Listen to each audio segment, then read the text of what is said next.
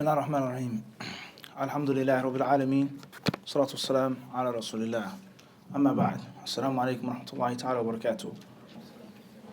Last night we finished the 10 awaiq, the 10 obstacles or pitfalls of seeking knowledge and obtaining knowledge and being successful in knowledge.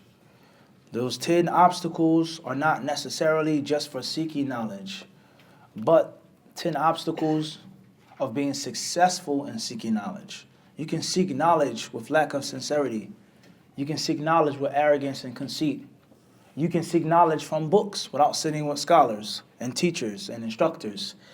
You can seek knowledge with procrastination and with longing and hoping, but you won't necessarily be successful. Your search of knowledge won't necessarily be fruitful. And if it is, or you are, test it. Allah tests you with some type of outward worldly success, some type of outward worldly fruition. Know for sure that which awaits you in the hereafter is going to be something may Allah protect us all from, of a horrible state, a terrible state on that day. Let alone what the people of knowledge mention with regards to su'ul khatimah, person dying in a bad state. Ibn Rajab rahimahullah and others, they've mentioned that whenever someone dies in a bad state, they don't get the tawfiq to say the kalima of the shahada, the kalima of tawheed, or they die and their face looks a certain way, or a very, very bad way of dying. He and others, they have said, then it is some type of sarira tsu, an evil, nasty, dirty secret that someone is keeping and hiding. And they were successful in hiding that from the people all of that time. So whether it's in this life, towards the end of your life, or in the hereafter, even if you get some outward success, and you do get some information, some facts, some actual ilm, know for sure that you cannot escape. You can't escape. You can't outdo these things right here. So when we say obstacles in the path of seeking knowledge, some of those obstacles are literally in the path, a roadblock. And there are other obstacles that aren't necessarily in the path, but they're obstacles from keeping you from optimizing the ilm and learning as much as you possibly can and soaking up and understanding and being granted with understanding and wisdom, hikmah. Everybody understand this? Khairan inshallah. So with that being said, last night we finished all 10. What did that? Hamd. We reached the part of the book in which the author says, Min adab al-mu'allimin wal-muta'allimin, Shaykh Abdul Rahman ibn Nasir as-Sa'di.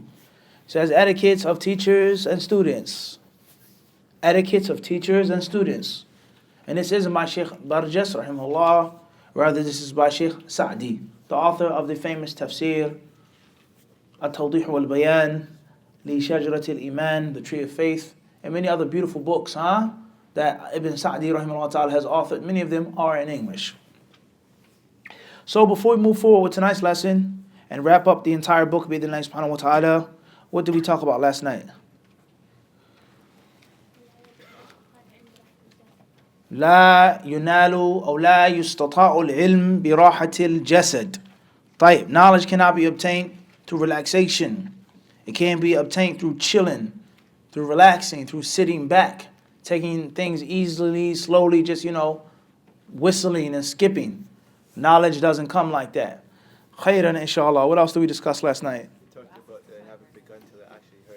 Seeking the path of knowledge. Seeking the path of knowledge. You know you're on the right track when you become confused and frustrated. Tayyib, what else did we say? Learning systematically. The importance and the obligation to learn systematically in proper steps. Proper steps. Proper time. What else did we say last night? Wasting time is a means of ungratefulness to Allah. We said something even deeper than that with regards to being ungrateful to Allah. While wasting talent. Wasting talent. You said talent or time? Talent, we said. Mawahib. Wasting your talent.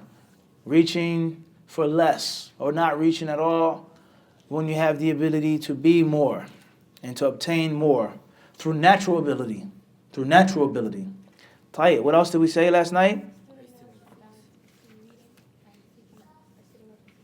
Student of knowledge should be balanced. Sitting in a class and reading books.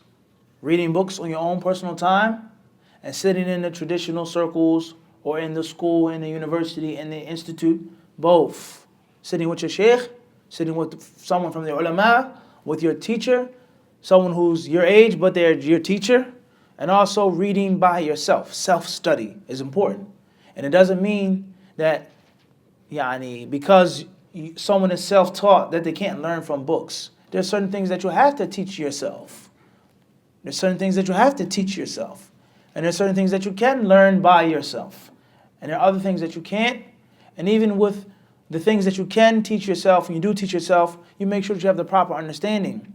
What's important is from the beauty of sitting with the ulama, from the beauty of learning from teachers and instructors, and notice how we made a clear difference, because many people, they think that it's only sitting with the ulama, and that's wrong. And we saw this in the Prophet ﷺ city. Sit with the ulama in the Prophet's masjid, and Sheikh's house, sit with him. Don't go to school. Don't go to the kulliyah. It's not muhim. It's not important at all, because the teacher is a deviant anyway. The teacher is a hizbi. You don't even have to go to class. You don't have to study with him. You're only in Medina for a visa to sit with the ulama. Wallahi, they were saying this in abundance. It's the only reason why you're here. It's to sit with the scholars. School means nothing. And they'll use the dalil al-i'timadu al-kutub dun ulama. So we said sitting with the ulama, the big shots, the scholars, big ulama, this doctor, this teacher, this muallim, this ustadh. All of that is what's meant by that ayah, not depending solely upon books. Everybody understand this? And your teacher, your ustadh, doesn't have to be, as we said, the flashiest person.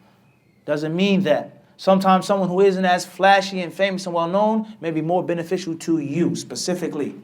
Even though this is the mufti of Saudi Arabia. This is the biggest alim of the town, of the city. But it doesn't mean that you benefited from him the most. Whether his language, whatever the case is. So the principle is not to just be self-taught. And that doesn't mean not to read books. It doesn't mean avoid reading books. Everyone understand this? Once you sit with the ulama, you sit with your teachers, your instructors, then bi'idhnillahi ta'ala, you have the ability, you learn the principles, you learn how to do it on your own as well. You know what to look for in a book. You know what to avoid. You know how to analyze, how to break down, how to explain. You learn how to deduce yourself. You learn how to make your own research on the illah of hadith after you studied. وهكذا. So it's very important. Khairan, inshallah. What else did we talk about last night? Knowledge is so much and time is so short. Knowledge is so much, time is so short. What else? Ulu al-himma and dunu al-himma. High aspirations and low aspirations. One of the most common plagues, common cancers is not wanting much. Tayyib, what else did we say? Which was? طيب أين نجد هذا؟ في صحيح مسلم ليس صحيح البخاري. أنا كنت أشير إلى هذا لكنك لم تتنبه. It's always, when I'm teaching, my teaching style, if I ask you certain questions, you should already know that it's a what? Sheikh Hassan, it's some type of what? Some type. By the way I ask, are you sure? There's always some type there. Huh? But I can't give you all of the answers. I knew it was in Sahih Muslim last night. Tayyib, where is it in Sahih Muslim? Awqat as-salawat al-khams. What bab specifically? What salah? What about the salah? What bab? What specific bab? Kitab al-masajid wa mawadi' as-salah. What hadith comes before it? And tabihu. We still don't got the point yet, Sheikh Hassan. Still don't got it yet. طيب, we'll get there. So for Nasr. اقرأ ما قبله وما بعده. And then we'll see what Nawawi says.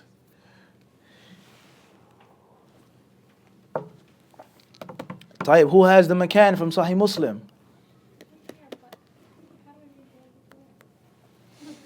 Well, you got to learn how to use Sahih Muslim. Sahih? A student of knowledge must what?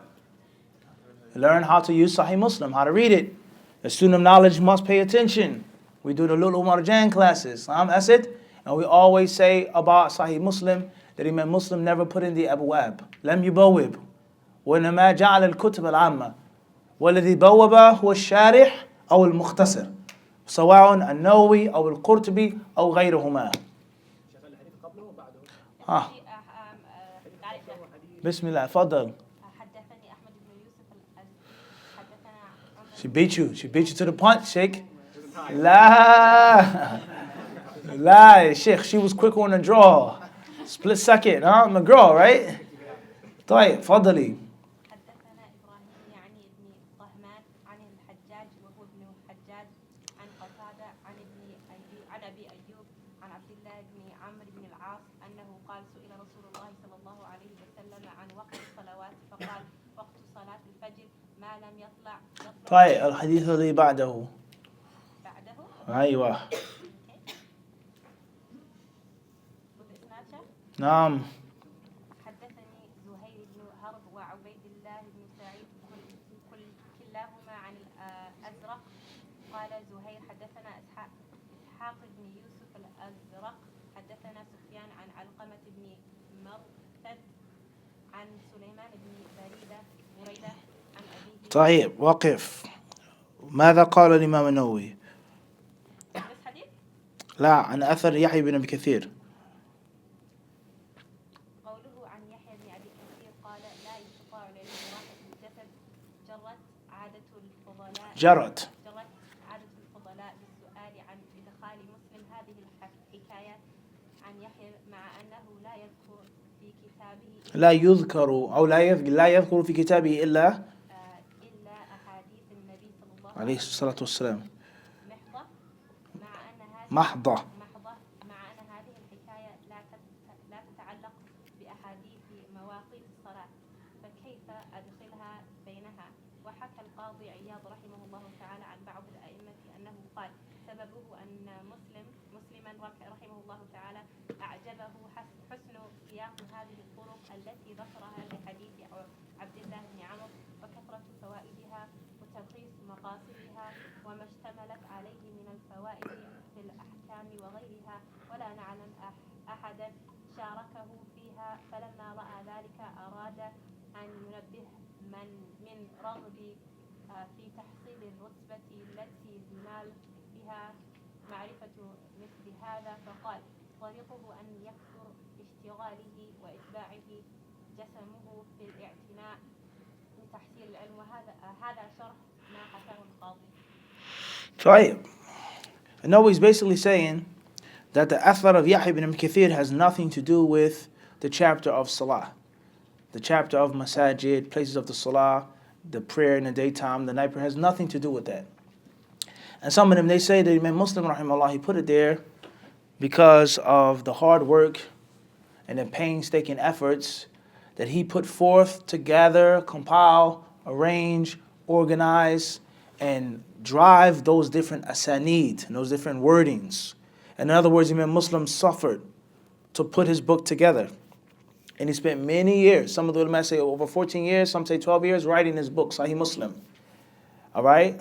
He wrote his book after a long, painstaking journey, many sacrifices, and he wanted to prove and show to you that if you want to get some of what I have, some of what Allah has blessed me with, then you can't do it sleeping on your bed. You can't do it hitting the snooze button. You can't do it doing this and doing that. You can only do it by sacrificing, by suffering like I did. لا ينال العلم لا يستطاع العلم براحة الجسد. You cannot become a real person of hadith if you just want to relax and kick back, and if you don't want to get cut and scraped and scratched. If you don't want no nicks and bruises and burns and bumps. If you're not willing to sacrifice and give up things and go through hardship and difficulty, then you shouldn't be impressed by my book. Or if you are impressed by my book, it's just going to stop there. That's the only thing you do is be impressed by it. Don't ever dream or think about getting close to what my book is like. Unless you're willing to what? Go through the sacrifices of which I have what? Went through. Everybody clear on this? So it's a very interesting point that Imam Muslim rahimahullah ta'ala did and put in his book. Khairan inshallah. So that's enough of that. Jazakallahu khairan. كذلك أخي العزيز أخانا الفاضل بارك الله فيكما. Now let's move on to page 78 in the book with regards to the kalam of Ibn Sa'di, and we'll try our best بإذن الله تعالى not to make a very long commentary on this by Allah's permission. Bismillah تفضلي. يتعين إخلاص النية. بسم الله.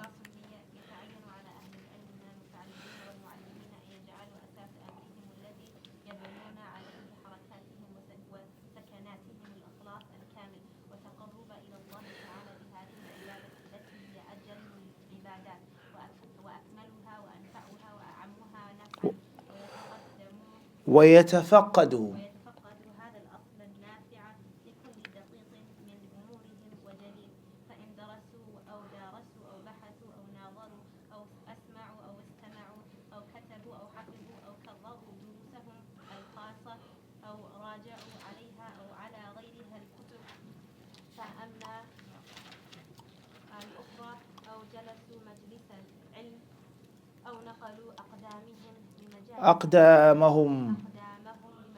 العلم أو اشتروا كتبا أو ما يعين على العلم، كان الإخلاص لله واحتساب أجره وثوابه ملازما لهم ليصير اشتغالهم كله قوة وطاعة وسيرا إلى الله وإلى كرامته، وليتحققوا بقوله صلى الله عليه وسلم: من سلك طريقا يلتمس فيه علما سهل الله له طريقا إلى الجنة، فكل طريق حسي أو معنوي يسلكه أهل العلم يعين على العلم أو يحصله فإنه داخل في هذا. طيب. Ibn Sa'di rahimahullah, the first point he says, just like the author, and this whenever you're studying in a book, and you study another book in the third and the fourth and the fifth, or one class, you see there's certain principles that are totally universal. Totally universal. And it isn't made up by one scholar or one alim. It's proven that it's from one divine source. And that is al-ikhlas. Al-ikhlas. Sincerity for Allah subhanahu wa ta'ala. The next fact that we take from this is that becoming a great champion doesn't always necessarily mean through the flashy, fancy moves. But one of the most important and crucial ingredients is just solid fundamental skills. Solid fundamentals. That's it. It doesn't always mean this fancy move and that fancy, just solid fundamentals. Al-ikhlas, al-ikhlas, al-ikhlas. That's more than enough to be repeated, to be explained, to be expounded upon. That's a fundamental thing that can take you so far with regards to the proper do's and don'ts and the etiquettes. Khairan, inshallah. Ibn Sa'di, he says, يتعين على أهل العلم من المتعلمين والمعلمين أن يجعلوا أساس أمرهم الذي يبنون عليه حركاتهم وسكناتهم الإخلاص الكامل. He says that it's mandatory upon the people of knowledge, from teachers and students and teachers. So he called students also from those who are attributed to knowledge, those who are involved with knowledge, to make the foundation of everything that they do, when they're sitting still, when they're moving about, pure sincerity for Allah subhanahu wa ta'ala. Seeking closeness to Allah azza wa jal with this act of worship, which is the greatest acts of worship. The most complete, the most perfect act of worship. The most general act of worship which has the most general benefit for everyone. And that is ilm. Knowledge, the best thing to do. Greatest thing to do. The most beneficial thing to do. The greatest means of charity to people is to seek and to teach knowledge. Greatest act of ibadah. He says they have to constantly pay attention to this beneficial principle in everything that they do. Small or large, major or minor. Whenever they teach, whenever they review, whenever they study, whenever they research, whenever they debate, whenever they listen, whenever they allow others to read upon them or to them, when they write books, when they memorize, when they repeat their lessons, whatever they're doing a review, they must make sure that they're doing it for Allah subhanahu wa ta'ala. Going from one class to another, one sitting to another, walking, driving, flying, running, on your feet, wherever you're going, make sure that it's for Allah subhanahu wa ta'ala. He says even when they buy books, Allahu Akbar, in the bookstores, brothers, they go crazy. Books, this book, that book, this copy. Brothers hide books from each other. Lie about how much the book costs, or they'll hide a book if they can't buy it. Only Allah knows if we ever did that. And if we did, may Allah forgive us for that. You go to the bookstore, you see a crazy book that you don't have enough money, you do what? Put it in that. You take from the hadith section, you walk all the way to, for example, the comic book section. This was a used bookstore. Or Arabic novels. The crazy novels. It's well known. They have bookstores, they have non-Islamic books in there. So you may take this gym. It's a gym that you can't afford right now. You take it from the hadith section where all the other sharks are going to come swimming, sniffing for blood, and you put it somewhere as a crazy newspaper or magazine section where no one else can find it but you. Next month you get your stipend, or the brothers from America, Canada, they send you your money, you go back to the book, say what? Clear on this? This is a reality. This is a reality. Or certain people says, what sheikh did you get this ijazah from? And he doesn't tell you, or he lies, or he hides the ijazah. I'm the only one with this ijazah in Canada. He says, whatever they do, bookstores, wherever you go, you have to do it for Allah subhanahu wa ta'ala. And make sure that you're looking for the reward. Ihtisabu ajrihi wa thawabihi. It's something that has to be stuck to you, like the color of your skin. He says, everything that you do of ilm, teaching, learning, traveling, writing, buying, selling, whatever it is a means of, he says, quwwatan, strength, obedience, and traveling to Allah subhanahu wa ta'ala, and to the abode of Allah Azza wa Jalla's generosity. And this, bid'nillahi ta'ala, will be a means of them obtaining the promise. He who treads a path in which he seeks knowledge, Allah will make it easy for him to paradise. He says, so each and every path, hissi or manawi, physical or metaphysical, meaning an actual road, traveling, every time the tire revolves, every spin of the propeller, wherever you're going, or ma'nawi, you learning, that's a path. Even if you're not walking, you're reading. He says it has to be bi'idhnillahi subhanahu wa ta'ala, something which is what? Is included in this. From that which helps the people learn and teach is included in this. When you go to sleep, when you eat, when you drink, everything that you do, all of your movements, bi'idhnillahi ta'ala, could be blessed by Allah, the Mighty and the Majestic. And it could be a major means of you getting closer to Allah. Just imagine that lifestyle. Everything that you do is ajr. There's never any loss. You get held up in the airport, you get stopped, you miss your flight, you get rejected. It's a what? It's not a loss. Because I sat there and I read, I sat there, I made istighfar, I sat there and it's never a loss. You're stuck in a traffic jam, it's never a loss. It's always something which is beneficial, because I'm going to a class, I'm going from a class, I'm making review, I'm listening to the Quran and Kareem in my car. It's never ever a loss. Just look how beautiful that life is, and it isn't something which is far-fetched. If you take the right steps, if you do what you're supposed to do, that can be you. It isn't something which is beyond your grasp. That can be you.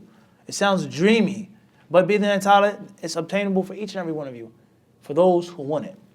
Tayyib. So that's the first point of advice, is to be sincere. Number 2.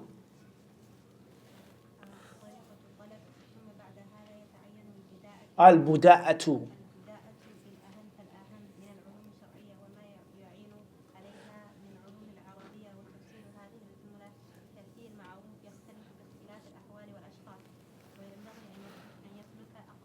أقرب. طيب. Number 2, he says, is طريقة الطلب. Now we're getting more specific. What is a specific manner of seeking knowledge? What's the specific way of seeking knowledge? He says, first and foremost, يتعين البداءة بالأهم فالأهم. He says you have to prioritize. You have to seek knowledge. You have to learn that which is most important before that which is important.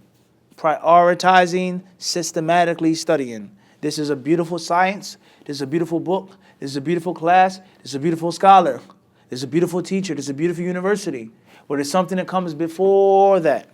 There's something which is more beautiful, something which is more important. So you must prioritize. You must prioritize. You must systematically prioritize. He says, anything from the Sharia sciences and anything which helps the Sharia sciences of Arabic. And he's speaking obviously to who? Arabic speaking people, Arabic reading people, let alone us. Everybody understand this? Even if you come from Arabic or Arabian, Middle Eastern ethnicity, or North African or East African ethnicity. But it doesn't mean that you know grammar. It doesn't mean that you know Nahu and Sarf. It doesn't mean that you know the proper Arabic. Let alone someone whose language is English or French or German. Someone whose language is Urdu, is Hindi. Someone whose language is totally different. So you have to learn Arabic first and foremost. He says, in explaining this is well known. Kathirun ma'ruf. They have spoken about this in detail. The most important point here, he says, يختلف باختلاف الأحوال والأشخاص. And this differs from person to person, situation to situation, i.e. what? هذا هو. There is no set rule. You have to do this book, you can't do that book first. You have to go here, abadan. person, and time. For this one, I say you start off a qatr and nada. For this one, I say you need to go back to alif ba ta. This one is good for you to go to Qur'an hadith. And this one may go to Qur'an sharia. You can say it like that, right? But it don't roll off the tongue the same. طيب, barakallahu feek. طيب. He says, وَيَنْبَغِي أَنْ يَسْلُكَ أَقْرَبَ. He says what's necessary here is for you to tread the closest, quickest, fastest path, which leads you to your goal and objective. And not necessarily fastest. He says aqrab, closest. Because it may be longer, but it's better. Or maybe shorter, whatever the case may be. Everybody understand this? I.e., efficiency. Efficiency. You have to study efficiently. You have to know what to do. You don't have to study all 4 of these books on the subject. You can summarize it to 2 books, 2.5, 1.5. Yakfi, sufficient. Everybody understand this? And save time, because time is limited and knowledge is what? So much. Khairan inshallah. Very important words. بعد ذلك وأن ينتقي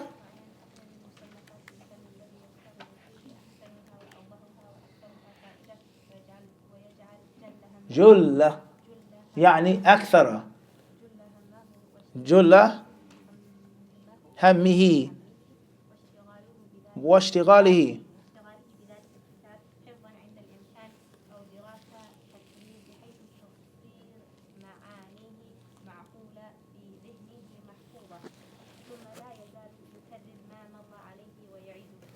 طيب. He then says afterwards, after you get the proper system, you get the proper books that you have to study, he says you have to select the books that you're studying. And listen here, how Ibn Sa'di, he mentioned books first. And he say anything about what? Teachers or scholars. Showing you that it goes both ways. Everybody understand this? He says he is to select and to pick the books that he wishes to study, the field that he wishes to study, أحسنها وأوضحها وأكثرها فائدة. 3 points for selecting a book. And this also applies to a teacher or a scholar or a sheikh. 3 points. Number 1, أحسنها, the best. وأوضحها, the clearest, the easiest. وأكثرها فائدة, and the one that has the most benefits. Optimizing his time and his efforts. Everybody understand this? And he needs to make most of his thinking, his thoughts, his mental energy, his physical energy, his efforts, and perfecting that book. عند الإمكان, to the best of his ability. To the best of his ability. To memorize it.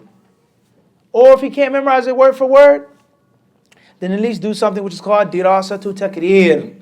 It's to keep studying it and repeating it until as if he's memorized it. I didn't memorize it word for word, but the moment I hear a sentence, oh, that's from that book.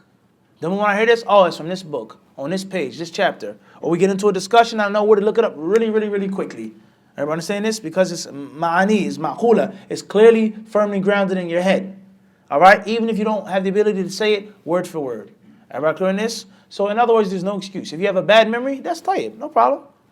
You can't memorize the book, but why can't you read the book 20 times or 30 times until it's shibhu mahfuz, as we say. It's as if you've memorized it. You know where to go back to.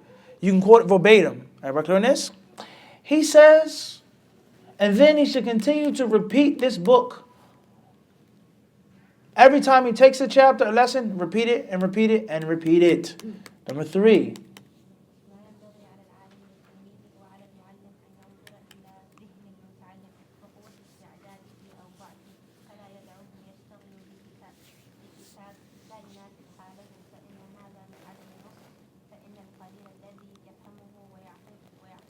ويعقله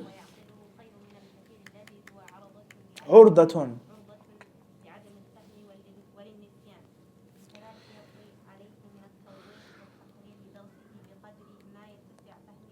فهمه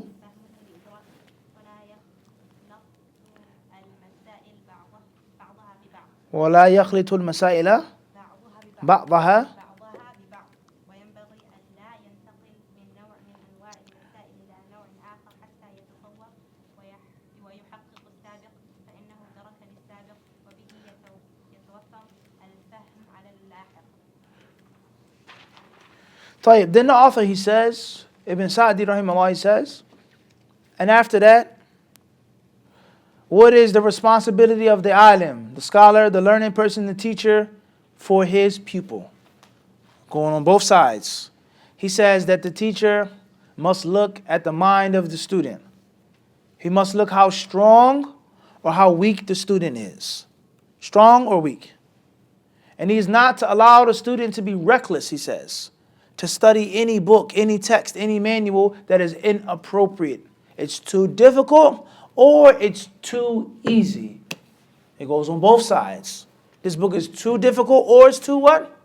Too easy. Sheikh, I'm going to read this book to you. No, la. Why not, Sheikh? Because I said so. You have to do what? Read something bigger. You have the ability to do what? To be greater. He says, he says, if you do this, then you're not being sincere. You're not being transparent to your student. Because a little bit of knowledge that the student understands and comprehends is better than a lot of knowledge that he gets half of. And he's eventually going to misunderstand it or forget it. And he needs to explain, he needs to teach, give examples according to the student's understanding. And he isn't to mix things up. As we always say, mixing what? Things up. Everybody understand this? If you do that accidentally, then that's poor. And if you do it intentionally, then that's evil. To confuse your student and mix him up and give him incorrect things and just not be sincere and transparent with your student. طيب. وينبغي أن لا ينتقل من نوع من أنواع المسائل. He says, and it's unnecessary for the teacher to jump from one subject to the next until the student truly comprehends, until the student has mastered what he has previously taken, because this is connected. Bidnillah subhanahu wa ta'ala, it's the past and the what? And the future. فأما إذا أدخل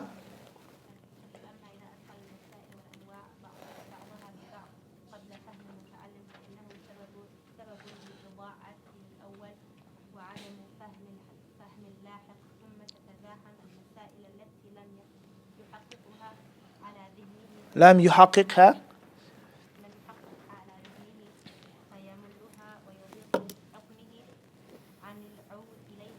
عن العود إليها فلا ينبغي أن يحمل هذا الأمر وعلى المعلم النصح للمتعلم بكل ما يقدر عليه من التعليم والصبر على عدم إدراكه وعلى عدم أدبه وجفائه مع شدة بحثه وملاحظته لكل ما يقومه ويهذبه ويحسن أدبه ويحسن أدبه.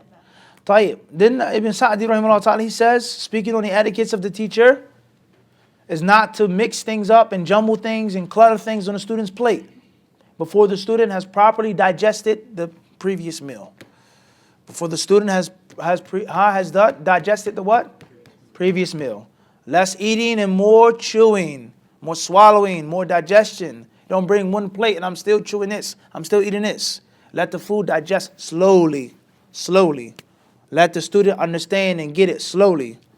And this is also very important with regards to students who are diligent and they're hungry and they want knowledge. And it says, give us more, ya Sheikh. Teach us more, give us more time. I want this, I want that. Give me a book, teach me a book. And the teacher, he may not necessarily explain this to the student. He may make an excuse as if he's lying. I'm busy, I can't, this and that. But in reality, the teacher knows, no, this is the pace that you need to go in. But I'm not going to tell you that. And it's not your business for me to tell you that. It's your business to trust me and follow me. And I know what dosage to give you. Everybody understand this? I know what dosage to give you. How much food to give you. But you say more. No, that's enough for now. Everybody understand this? That's why you have to trust your teacher and trust your teacher's experience. Moving forward. He says, if this happens, فَإِنَّهُ سَبَبٌ لِإِضَاعَةِ الْأَوَّلِ, then it's a means of you wasting what you previously learned. And also misunderstanding what's coming in the future. Everybody understand this? To ruin yourself. He says, then the things, they pile up, they're stacked up, and then the student becomes bored and tired. And he doesn't want to go back to them.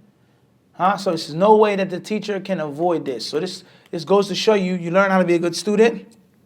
And at the same time, you also have to learn how to be a good what? Teacher. وعلى المعلم النصح للمتعلم بكل ما يقدر عليه من التعليم. He says, and the teacher also has to be transparent and sincere to the student. Everything he has the ability to do.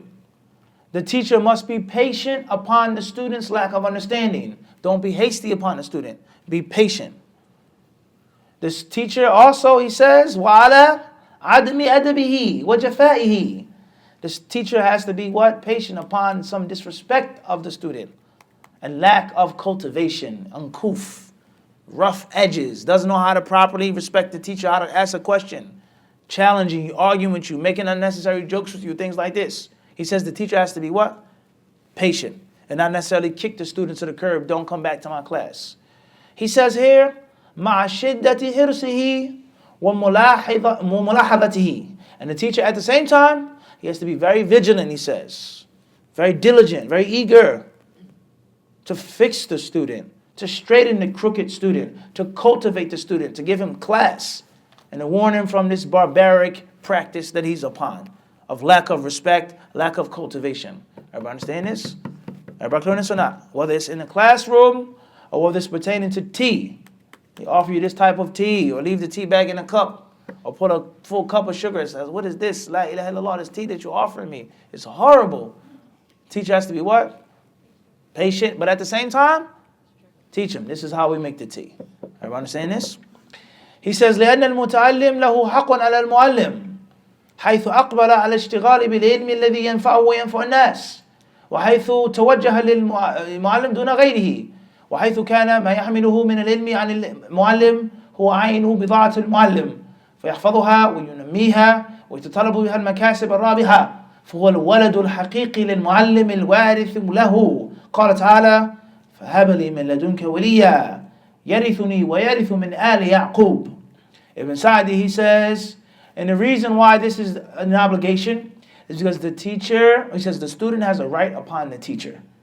The student has a right upon the teacher. Whereas this person wants to busy himself with knowledge. He wants to learn, he wants to benefit himself and benefit others. And he came to the teacher, no one else. I came to you. I didn't go to him, I came what?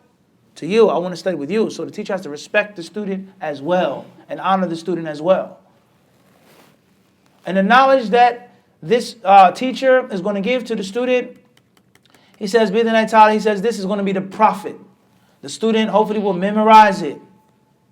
The teacher, when he teaches, it grows. The knowledge grows. It enhances. Bidnai ta'ala is a means of success. He says, so in reality, the student is a teacher's real child. That's your action, that's your project, that's your lineage. Your posterity are your disciples. Those are your real children. And they're those who will inherit from you, your heirs. They will take your inheritance. Your children, your real children may not learn from you. Your family member, they may not learn from you.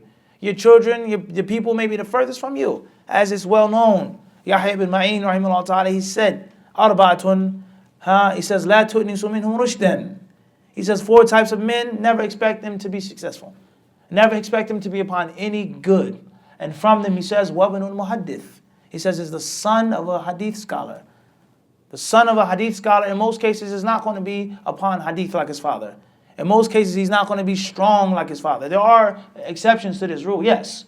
But in most cases, that's not the case. That's the what? It's not, and it's the stranger who's as'ad bi'ilmi. He has a better portion. He's luckier with the knowledge of this man than his own what? Blood. In ab'ad an-nas, the people that are furthest, an-intifa' bi'ilmi al-alim ahlu. It's well known. The people who are sometimes the worst and the furthest from benefiting is a scholar's what? Own family. This is a reality. A person's own what? Family. I may talk to you more than I talk to some of my family members. I may have a more consistent communication with my students than some of my what? Family members. Everybody understand this? So if this person is your son or your daughter, then you are to treat them with a certain type of respect. Everybody clear on this? He then says, quoting from Surah Maryam, فَهَبْ لِي مِنْ لَدُنْكَ وَلِيًّا. Then give me from you, O Allah, a wali. يَرِثُنِي وَيَرِثُ مِنْ آلِ يَعْقُوبَ. Will inherit from the offspring of Jacob. وَالْمُرَادُ وِرَاثَةُ الْعِلْمِ وَالْحِكْمَةِ. And what's meant here is the inheritance of knowledge and wisdom. فَالْمُعَلِّمْ مَأْجُورٌ عَلَى نَفْسِ تَعْلِيمِهِ سواء أفهم المتعلم أو لم يفهم فإذا فهم ما علمه أو ما علمه وانتفع به بنفسه ونفع غيره كان أجرا جاريا للمعلم ما دام ذلك النفع متسلسلا متصلا وهذه تجارة بمثلها يتنافس المتنافسون. He says, so the teacher will be rewarded for the sheer act of teaching, regardless whether the student gets it or not. If the student understands what the teacher taught him, and he benefits therewith, and he teaches others, then that is a continuous, everlasting reward for the teacher, as long as that knowledge continues to be handed on and passed down generation to generation. He says, and this is the tijara, this is the trade, this is the commerce, the buying and the selling that the true competitors compete on or compete in. Non-stop, endless reward. I taught you one thing. You teach your family, you teach your students, you go to this masjid. Only Allah knows. Right now, it's a manifestation of what he's saying. Raise your hands if you met Ibn Sa'di. Raise your hands if you know what he looked like if I showed you a picture of him. What can you tell me about this man? Do you think when he wrote this book, honestly, that he thought there would be people in Toronto reading his words, benefiting from his words? Do you think they came across his mind, Mahdi? And look now. And bi-idhnillahi ta'ala, everything that we're learning and benefiting is going what? Back to him. So who doesn't want this, huh? He then says, فَعَلَى الْمُعَلِّمَ أَنْ يَسْعَى سَعْيًا شَدِيدًا في إيجاد هذه التجارة وتنميتها فيها من عمله وآثار عمله. He says, so therefore it is upon the teacher to work really, really hard and establishing this type of trade, to establish this market. It's upon him. And also to make it develop and mature, because it's what he did and from the fruits of his actions. It's his work and the fruits of his work. قال تعالى إنا نحن نحيي الموتى ونكتب ما قدموا وآثارهم. Allah says in Surah Yasin, verse 12, indeed we resurrect the dead and we record what they put forth and their footsteps, their athar, what they left behind. فما قدموا ما باشروا عمله وآثارهم ما يترتب على أعمالهم من المصالح والمنافع أو ضدها في حياتهم وبعد مماتهم. He says this ayah means ما قدموا, what they put forth, what they did directly with their own hands. Allah says we resurrect the dead and we record what they put forth, meaning what they did themselves. The teacher taught what? Ilm. He did that himself. Bashara. He says وآثارهم, and their traces or their footsteps. He says ما ترتب على أعمالهم. He says that which was a result, that which their actions had spawned of benefits for the people, of helping the people, of establishing good beneficial things, or the opposite. You misled people, you tricked people, you deceived people in their lives and after their lives. During their lives, it's written down before and after. وينبغي أن يراقب المتعلم بكل طريق وينشطه ولا يمله بشغاله بما يعصر على فهمه من أنواع العلم ومفرداته. And it's upon the teacher to inspire the learner, to incite the learner, to push the learner بكل طريق, any way he knows how, and to make him have the necessary energy and the vigor to be active and not to bore the student, with that which is too hard or too difficult to learn from the different types of ilm. Adab al-talib, tfaddali.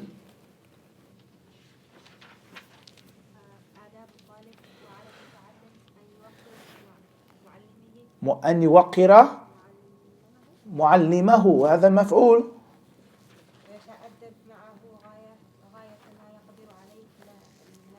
لما له.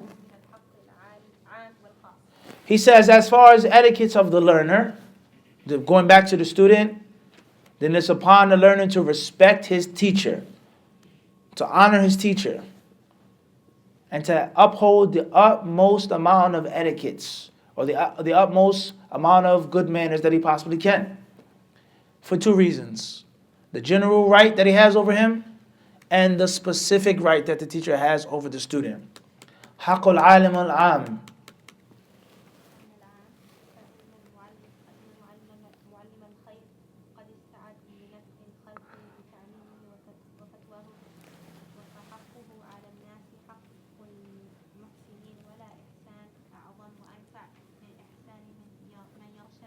من يرشد الناس لأمر دينهم ويعلمهم ما جهلوا وينبههم لما عنه غفلوا ويحصل من As far as the general right that the alim has, then he's teaching the people.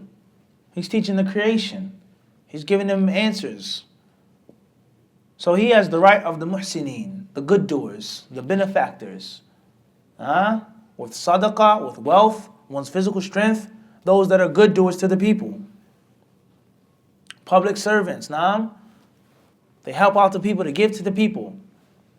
So that's one right. He says, and there's no ihsan, there's no good doing greater, bigger and better than teaching the people about their religion and educating them about that which they're ignorant of and informing them and pointing out their attention to that which they forget about. ويحصل من الخير وانقماع الشر ونشر الدين والمعارف النافعة ما هو من أنفع شيء للموحدين. He says, and when they do this, not only is it good that they're establishing and pushing and propagating, but the evil, the bad, becomes stifled. Becomes what? Becomes stifled. There's so much good that the evil has to do what?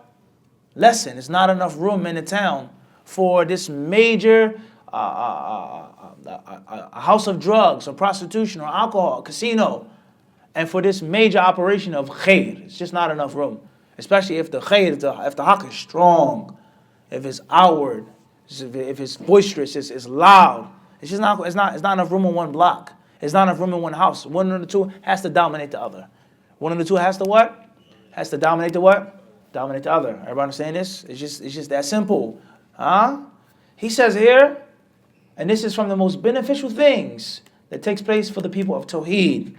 وَلِمَنْ أَتَى مِنْ بَعْدِهِمْ مِنْ ذُرِّيَّتِهِمْ وَغَيْرِهِمْ فَلَوْلَا الْعِلْمُ كَانَ النَّاسُ كَالْبَهَائِمِ فِي ظُلْمَةٍ يَتَخَبَّطُونَ. And everything that takes place, the children, the offspring, and if it wasn't for knowledge, people would be like cattle, beasts of burden, wandering blindlessly in darkness.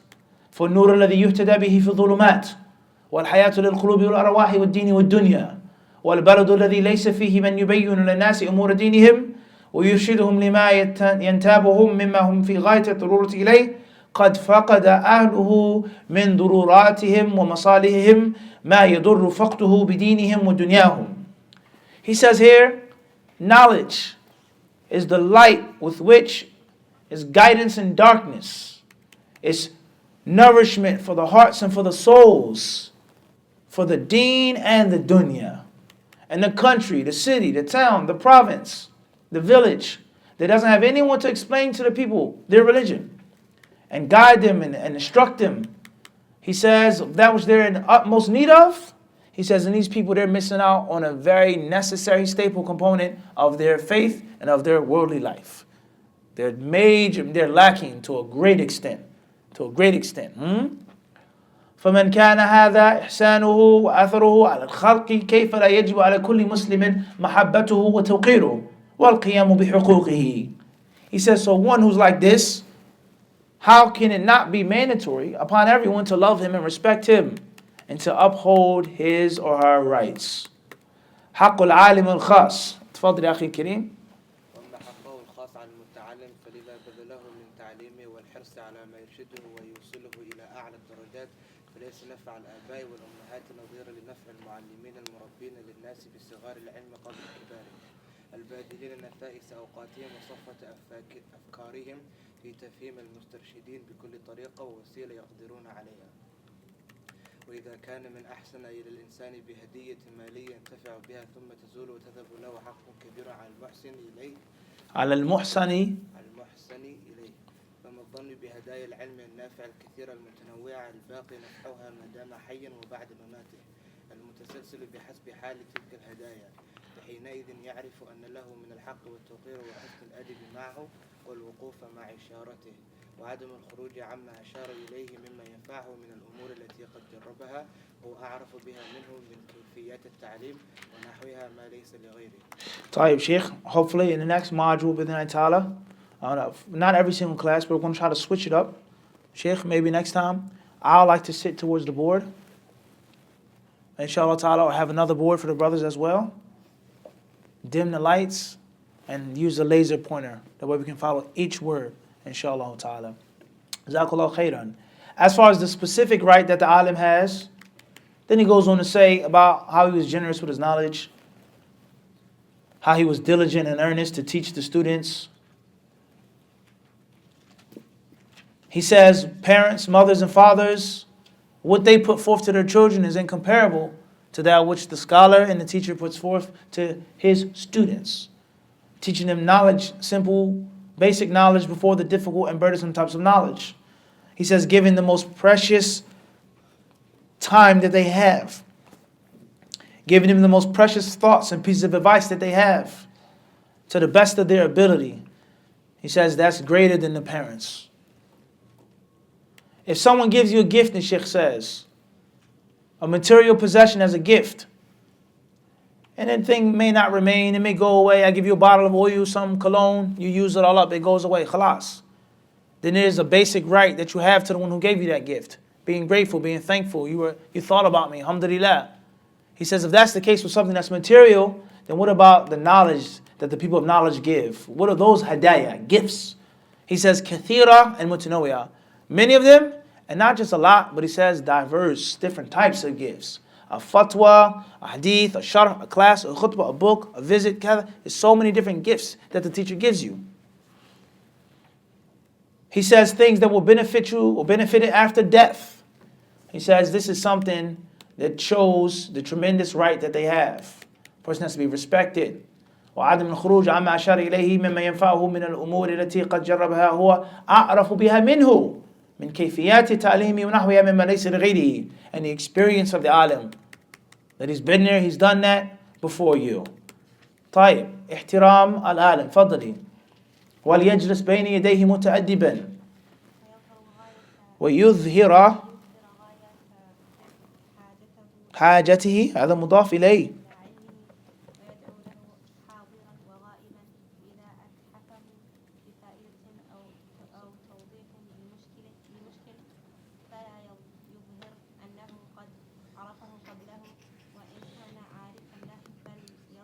يصغي متطلب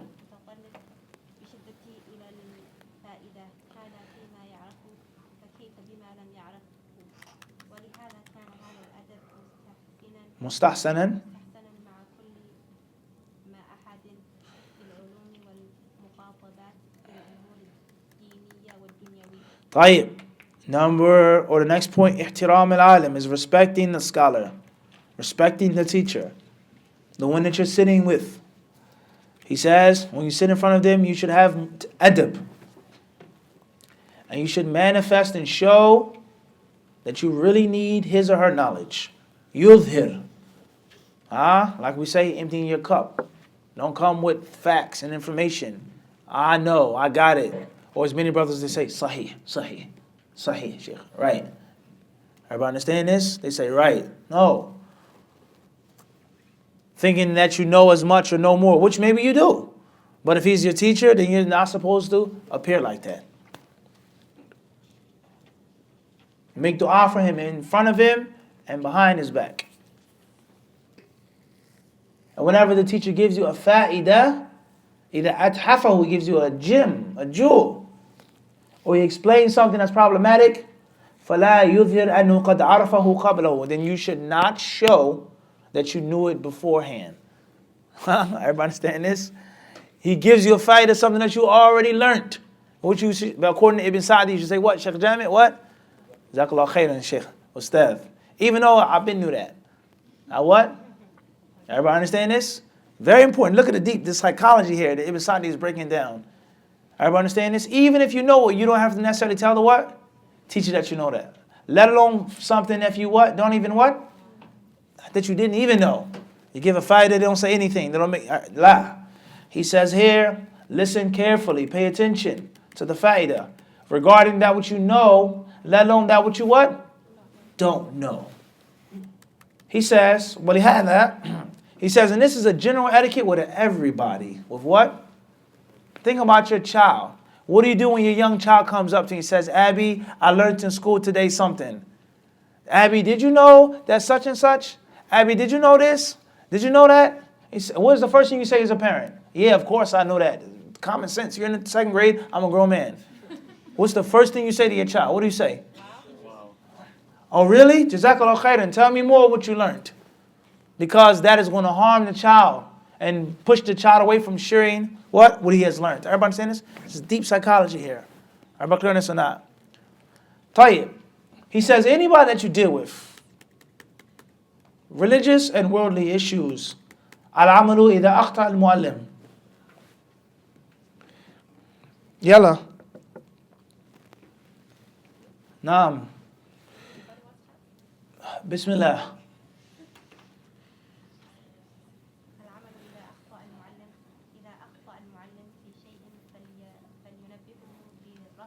فلينبهه ولطف ولطف بحسب المقام ولا يقول له أخطأت أو ليس الأمر كما تقول. سامر الله المستعان. طيب بل يأتي بعبارة لطيفة يدرك بها المعلم خطأه من دون أن وشه يتشوش قلبه. فإن هذا من الحقوق اللازمة وهو أدعى إلى الوصول إلى الصواب. وإن الرد الذي يصحبه لسوء الأدب وإزعاج القلب يمنع من تصور الصواب ومن قصده. طيب. What do you do if your teacher makes a mistake, Adam? This is considered to be a finely tuned etiquette of learning. What do you do if your teacher says something's wrong? He quoted the ayah, and the ayah is not like that. He said the hadith is here, it's not there. He says something with the wrong i'rab, whatever the case may be. He says whenever the teacher makes any mistake, the first step is to correct the teacher. But not necessarily correct him. He says, فَلْيُنَبِّهُ. Point it out to him. بِرِفْقٍ وَلُطْفٍ. Gently, courteously. بِحَسَبِ الْمَقَامِ. Listen, according to the situation. I.e., you sitting with the teacher directly, just you and him, it's not like 300 students. Your personal ustadh. It's not like the general teacher in the class. Bihasab what? Al-maqam. Once more, it's what? Formless. There's no one what? Rule. You may have a close relationship with your teacher. You may not. Your teacher may be harsh. Your teacher may not be welcoming to any type of mistake. We heard this from many of our mashaykh in Medina, in the College of Hadith. Alhamdulillah, I didn't do this, but other students, they will go to them after the exam. Ya Shaykh, Jazakallah khairan. Kayf hada. One teacher said, I've been teaching this year, 30 years I've been teaching this subject. 30 sana. You're not even 30 years old yet. Who are you to ask me about this test? And he's dead wrong. He's wrong. The student is right. Fi'lan. Everyone understand this? And there are other mashayikh and other teachers that they don't mind. They say, Wallahi, Jazakallah khairan. Ahsant. Shukran. Bihasab ish? Al-maqam. According to the situation. Formless. He says, and he should not say to the teacher, akhta'ta. You messed up. You made a mistake. No, la. Samir? Tayyib? He says what? It's not like how you just said it. Laysa al-amru kama taqul. It's not like that, Sheikh. He says rather he should mention ibara, a phrase which is gentle, subtle, with which the teacher will realize the mistake that he just made. And smart people, they pick up on what? Signs, isharat. He says, Duna an yatashawwasha qalbuhu, without messing his mind up and his head up, disturbing him. There's no doubt about that. You're in a class, a student cuts you off, even if it's an accident, and reading it, and he just feels a little itchy. Feels a little what? Itchy. They cut you off. Oh, no. It's shawash. It can happen. Or the shaitan comes with ego. You want to really humble the student. This is a mushkila now. Is a problem what? It's a problem now. He says this is from the necessary obligatory rights. And not even that, he says, ad'a. It has a better percentage and chance for the teacher to accept the error that he made. Listen carefully to this golden principle, Adam, and take this with regards to studying and with regards to da'wah or anything else. He says, فَإِنَّ الرَّدَّ الَّذِي يَصْحَبُهُ سُوءُ الْأَدَبِ وإزعاج القلب يمنع من تصور الصواب ومن قصده. He says, because when a person says that you made a mistake, but it comes in a disrespectful manner, and it's something which clearly annoys and bothers your heart, then it prevents you from understanding what is being said. It prevents you from realizing what's right. Because the only thing you see is the ugliness and the negativity of how the person is approaching you. Certain human beings, they'll say, you know what, you're right. Even though you don't have the proper etiquette, sahih. But the average human being is what? Is going to fall victim to what? The bad etiquettes. Everybody understand this? This, manners are crucial in human psychology. How you ask, how you say it. Everybody understand this? This is crucial. Moving forward. الرجوع عن الخطأ. وكما أن هذا لازم على المتعلم فعلى المعلم إذا أخطأ أن يرجع إلى الحق ولا يمنعه قول قاله ثم رأى الصواب في خلافه من مراجعة الحق والرجوع إليه فإن هذا علامة الإنصاف والتواضع للحق فالواجب اتباع الصواب سواء جاء على يد الصغير أو الكبير. He says, when the student makes a mistake, the learner makes a mistake, he reads it wrong or he said it wrong, then he should return to the truth as well. And he shouldn't allow anything that he previously thought or said or read to prevent him from going back to the proper way of doing it. And that's because returning to the truth is mandatory. Humbling yourself to the truth is mandatory. You have to be just, you have to be fair. No matter who brings it, someone small or someone big, someone young or someone old. ومن نعمة الله على المعلم أن يجد من تلاميذه من ينبه على خطئه ويرشده إلى الصواب ليزول استمراره على جهله فهذا يحتاج إلى الشكر لله تعالى ثم إلى الشكر من أجر الله الهدى على يديه متعلما كان أو غيره والله أكبر. Ibn Sa'di says, listen to this beautiful speech right here. He says the teacher, he says a blessing upon the teacher is to have a student that will correct him. That's a blessing, not a curse. And that is because he guides him back to the truth. And if he doesn't, that means the teacher will continue to be upon what?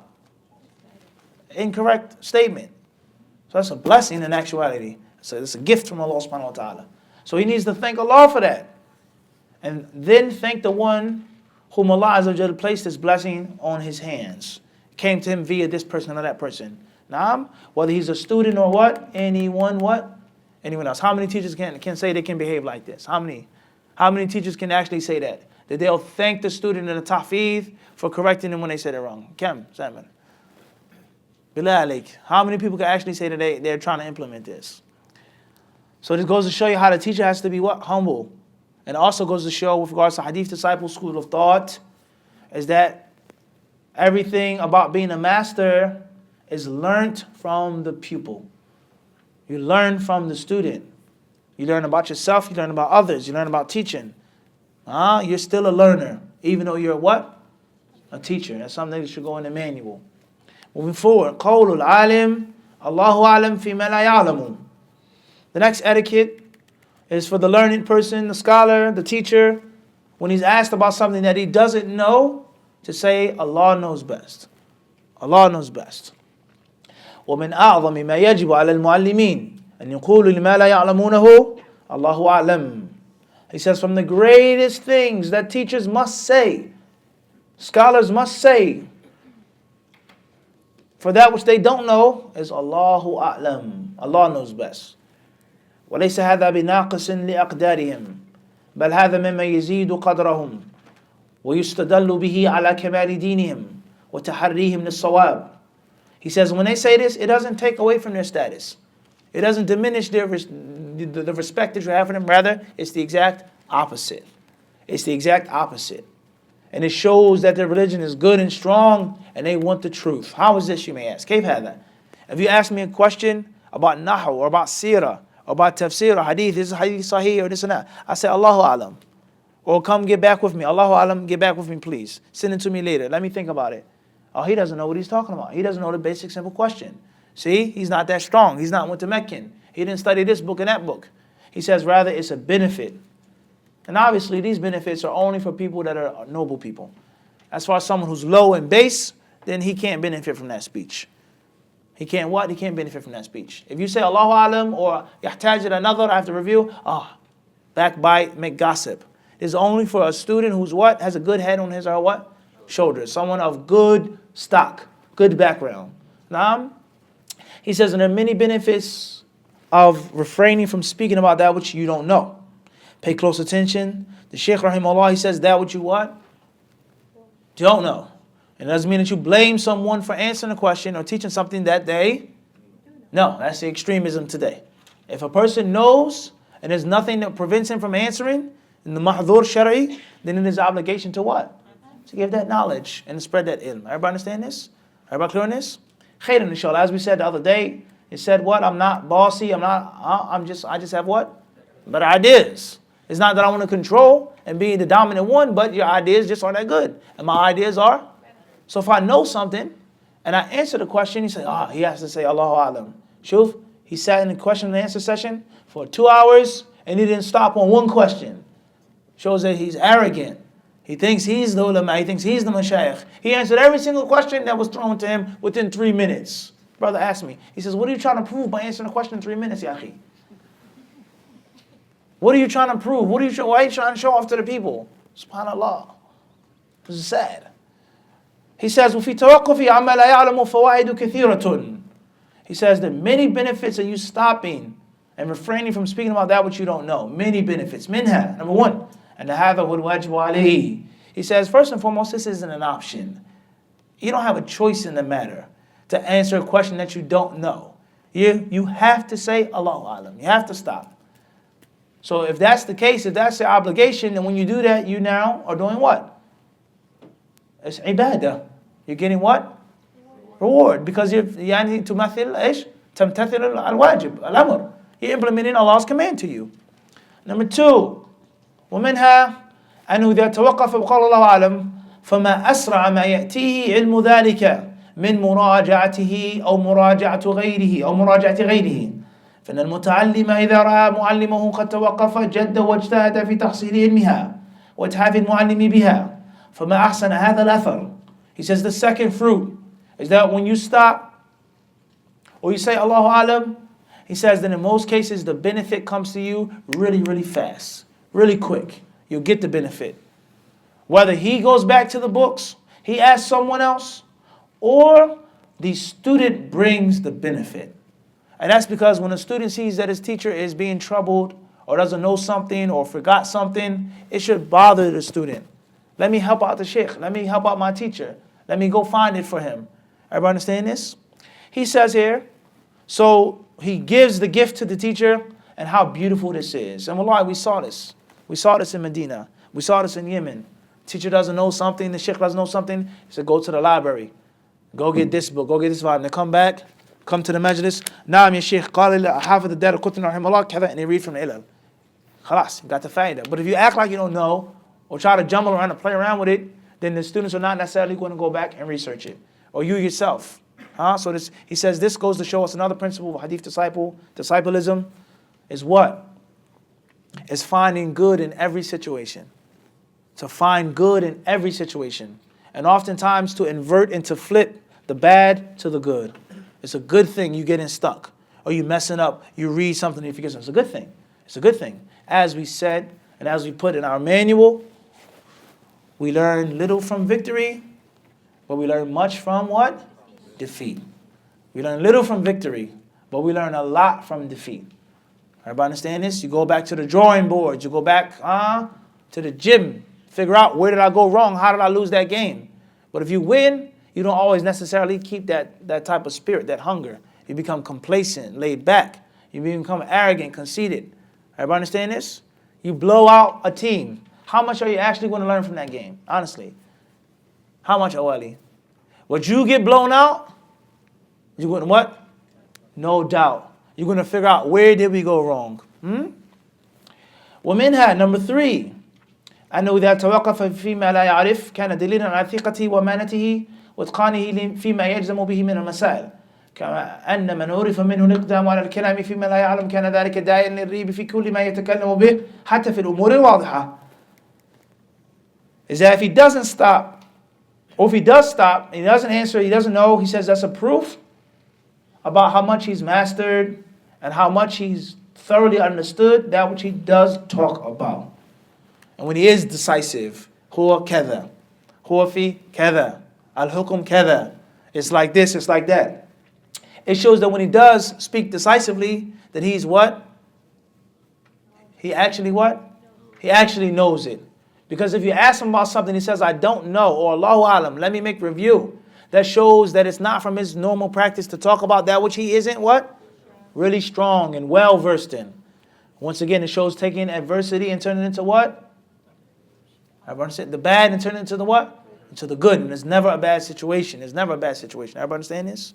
So you have more respect for your teacher. There's no doubt that if he's talking like this, then it means what? That's how it is. And the proof of that is, the moment he's asked about something that he doesn't know, he immediately what? Allahu alam, la adri, ma'alesh. I'm sorry, ma'alesh. I'm so sorry. I can't help you. But he says, naam, it's permissible. Then you have trust that he's read volumes and studied and listened and made a thorough review of the issue from the speech of the fuqaha. Tayyib. He says, and if that isn't the case, if a person always talks and he doesn't stop when he doesn't know, he says, then that is a means of people doubting that which is clear and simple. I don't know about that. I don't know. Allahu Alam. You start doubting even the clear and the obvious. Everybody understand this? ومنها, the next fa'idah, the next fruit, أن المعلم إذا رأى منه المتعلمون التوقف فيما لا يعلم كان ذلك تعليما لهم وإرشادا لهذه الطريقة الحسنة والاقتداء بالأحوال والأعمال أبلغ من الاقتداء بالأقوال.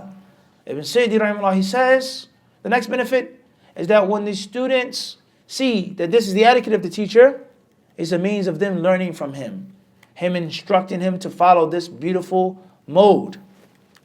And he says, in teaching through actions and situations is far more profound than teaching through statements. Wallahi, the sheikh can say, if you don't know, say Allahu Alam. They get the point. It's not the same as them being in the majlis with hundreds of people live on TV and he says, La adri, I don't know. That's going to have a profound effect on the students. Everybody understand this? And it's going to make them to copy him in that. Everybody understand this? Like some of the stories we talked about the Prophet's masjid. Seeing it, living it. It's not the same as you just hearing it. Then the next point, the Shaykh rahimahullah ta'ala, he says,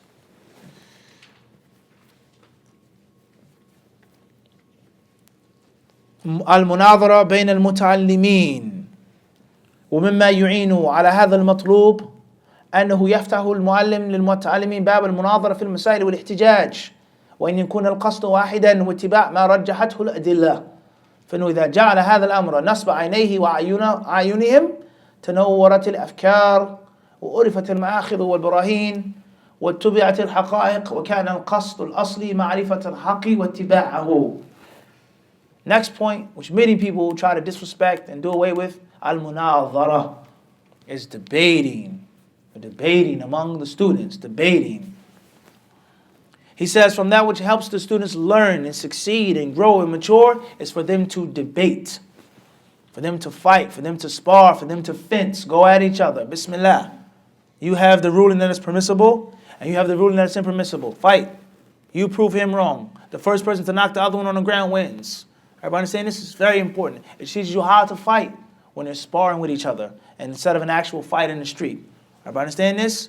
You may have to defend this position one day. You may have to refute this person who's saying this falsehood in college, on the bus, on the train, in the masjid one day. If you're not sharp, if you're not trained, if you're not skilled, what's going to happen? Who's going to look, say, well, maybe Islam isn't the truth. The Christian guy totally demolished this student of Medina. What did he say? Some people, what?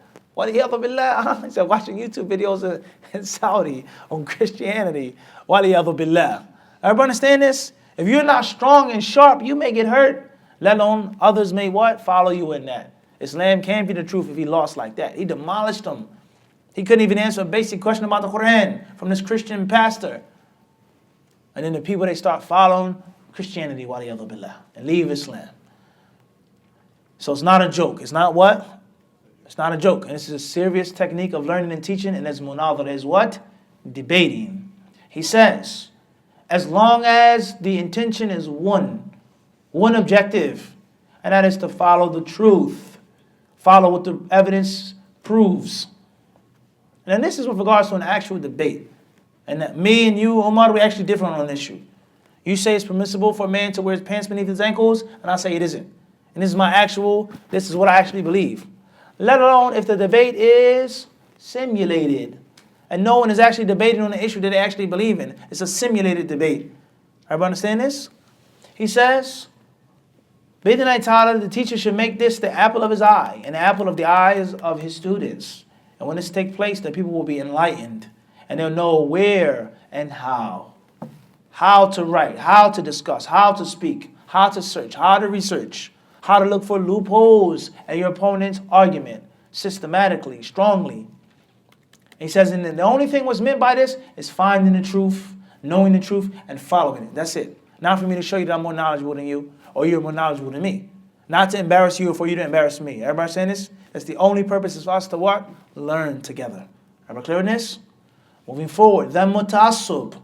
Another very important point, which has become a staple today, unfortunately, and that is fanaticism, bigotry, clinging and sticking blindly to an opinion or a sheikh or a madhab or a jama'ah or whatever it is that you're sticking to and clinging to.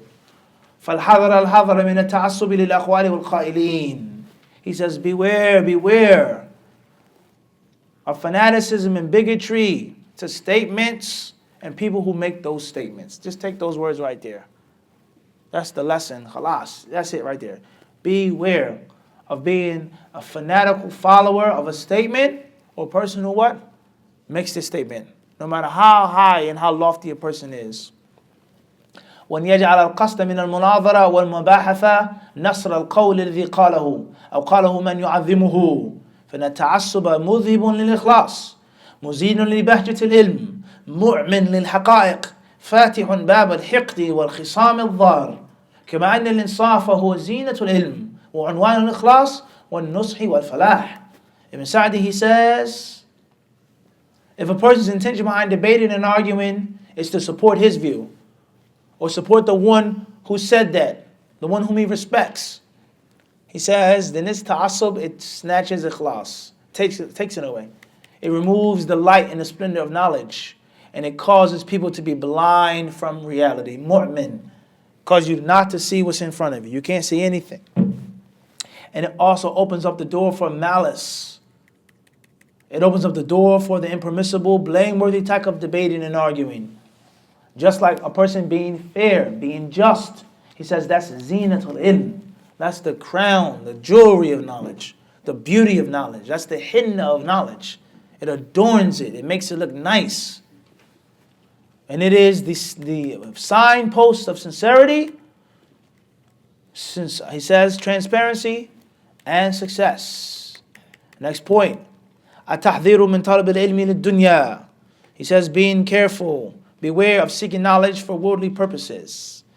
ثم الحذر من طلب العلم للأغراض الفاسدة والمقاصد السيئة من المباحات والممارات والرياء والسمعة وأن يجعله وسيلة للأمور الدنيوية والرياسة فليست هذه حال أهل العلم الذين هم أهله في الحقيقة ومن طلب العلم واستعمله في أغراضه السيئة فليس له في الآخرة من خلاق.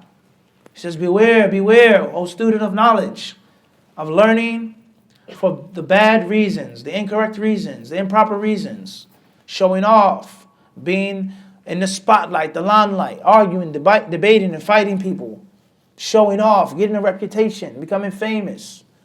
Beware of seeking knowledge just for worldly purposes and worldly leadership.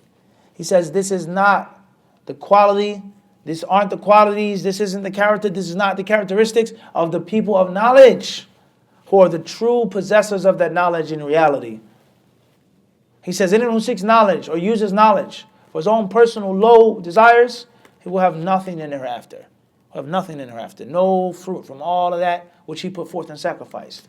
Next point, al-amalu bil-ilm.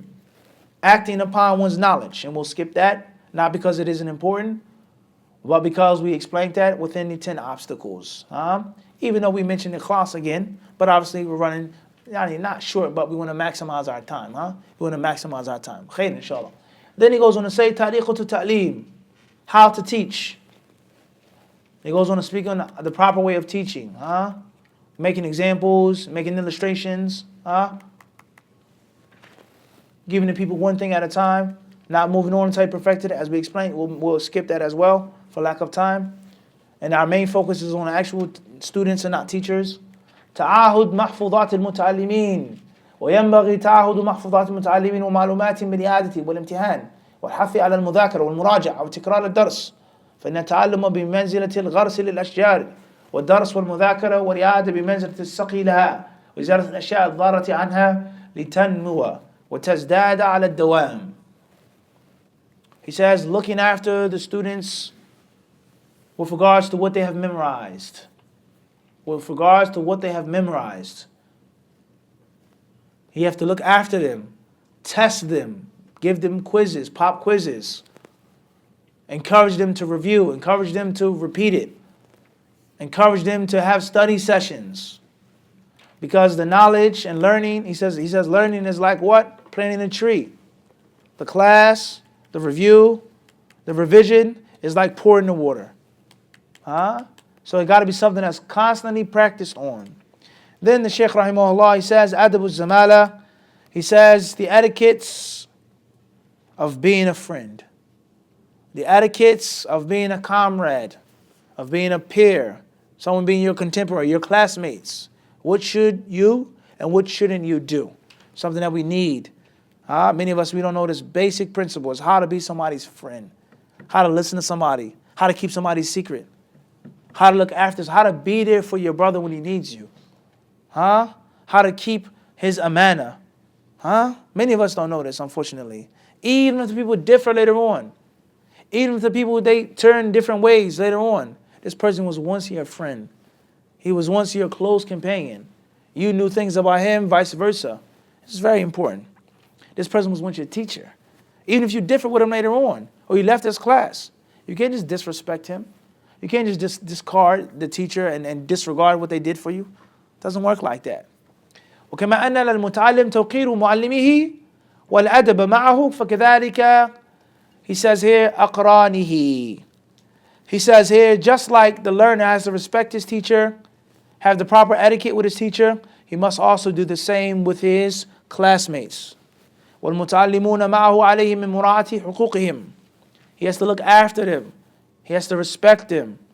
He says, فالصحبة في طلب العلم تجمع حقوقا كثيرة لأن لهم حق الأخوة والصحبة وحقوق الانتماء إلى معلمهم وأنهم بمنزلة أولاده وحقا لنفع بعضهم بعضا.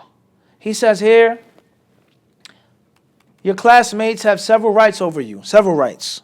First and foremost, they're your brothers, same as sisters. He says they're your friends, your companions. He says all of you are attributed to one teacher, and you're all like his sons, his daughters, and you benefit and help each other out. ولهذا ينبغي أن لا يدع ممكنا من نفعه. طيب. Then he goes on to mention some more etiquettes with regards to this, and how to meet up and take advantage of their time, as we read in Ottawa. Moving forward, مدار الاشتغال بالناس. He says the harm of busying yourself with people, worrying and focusing excessively about other people. وليحذروا من الاشتغال بالناس والتفتيش عن أحوالهم والعيب لهم فإن ذلك إثم حاضر.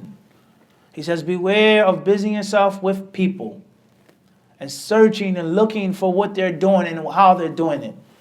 Beware of searching for aib, looking for a blemish, a fault, or a defect. Beware of this, because that is an immediate sin. That's an immediate sin. وَالْمَعْصِيَةُ مِنْ أَهْلِ الْعِلْمِ أَعْظَمُ مِنْهَا مِنْ غَيْرِهِمْ. And for scholars and people of knowledge to make disobedience to Allah, it's far worse, it's far uglier than for anyone else to fall into it. It isn't the same. It's worse, because you know better. You're supposed to know better. You're supposed to have knowledge. You're supposed to be the best of us. We look up to you for guidance, and this is how you behave. Ibn Sa'di rahimahullah ta'ala, he says, وَلِأَنَّ غَيْرُهُمْ يَقْتَدِي بِهِمْ. And others take their example, like we just said. وَمَنْ كَانَ تَبْعُهُ الشَّرِّ مِنْ غَيْرِهِمْ جَعَلَهُمْ حُجَّةً لَهُ ولأن الاشتغال بالناس يضيع المصالح النافعة والوقت النفيس ويذهب ببهجة العلم ونوره. He says here, and those people who automatically they want something bad or negative, they'll just use an excuse to implement what's inside of them. See, Sheikh said it, or the student of knowledge, he said it. He's the same, so why not? Why can't I do it? Last but not least, he says when you busy yourself with people, you waste your own time. You waste your own efforts, your own energy. And it takes away the light of knowledge. You're just being crabby and nasty. Everybody's astray. Everybody's dal. Everybody's mudil. Everyone's jahil. No one but me, but us, but my sheikh. That makes knowledge look ugly. That extinguishes the flame of light, of ilm. It's no longer a beautiful thing anymore. And this is what we live, or how we live in the West. They see sunnah, knowledge, this, salaf. No, not in this masjid. And it's supposed to be the exact opposite. When they see religious people trying to implement the sunnah, talking about knowledge, in ulama, they're supposed to welcome that knowledge. They're supposed to beg. They're supposed to fight over you coming to our masjid in our center and giving a class and giving a khutbah. And not the exact opposite. We don't want that in our masjid. Everybody understand this? It uglifies knowledge. Al-qana'atu bil-yasir. Next piece of advice is to suffice yourself with just a little.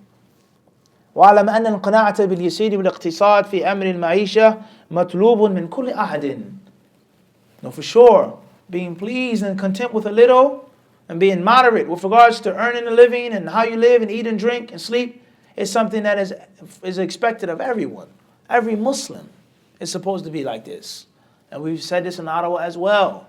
That the student of knowledge is none other than someone who's implemented the fundamental things. Locked them down and then built upon them. The champion is no one than a normal, average player. Then comes the talent and the skills and the fancy stuff. But he is fundamentally sound. So the responsibility of the normal Muslim is the same responsibility for the student of knowledge, for the scholar. It's no different. They're all Muslims. And he says being pleased with a little. It doesn't mean that you can't have a lot, but that you're what? I'm pleased with a little. I'm happy with eating bread and water. And if I get a 4-course meal, alhamdulillah. But if I have bread and water, it's not a problem. Bismillah, alhamdulillah. It's no problem. I'm content. I'm pleased with that. And if Allah gives me more, then alhamdulillah. Everybody understand this? He says, لا سيما المشتغلون بالعلم. He says, especially those who busy themselves with knowledge. They have to have greater zuhd and greater qana'ah. فإنه كالمتعين عليهم. He says, as if it's mandatory upon them. لأن العلم وظيفة العمل. And then he goes on to speak about that and the importance of that. Very important. And we said that before, is that if you go overseas to Egypt, if you're in Egypt now in Idris, and you can just handle just a little, and deal with just a little, and be pleased with a little, when a lot comes to you, what will happen? You'll be more grateful, and it won't get in the way. It won't preoccupy you from knowledge. And if you can suffice yourself with a little bit, you'll never, ever be uncomfortable wherever you go.